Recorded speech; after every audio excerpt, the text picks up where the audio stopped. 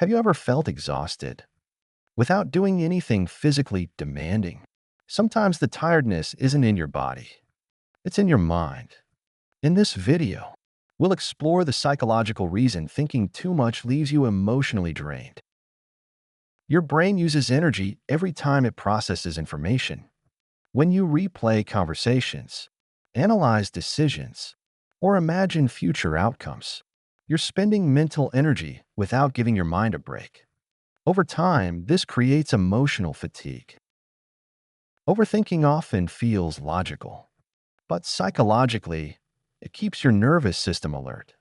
Your body stays in a mild stress response, not enough to panic, but enough to drain you. That's why you can feel tired even after sitting still all day. The mind dislikes unfinished loops. When thoughts don't reach a conclusion, they stay active in the background.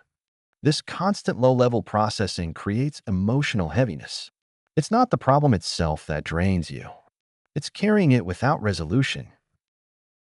Another reason emotional exhaustion happens is because thinking becomes a way to avoid feeling. Instead of experiencing emotions directly, the mind analyzes them. This disconnect creates inner tension, and tension, over time, becomes exhaustion. The solution is not to think less. It's to think with boundaries. Externalizing your thoughts helps, such as writing them down or saying them out loud, letting the mind rest instead of endlessly processing.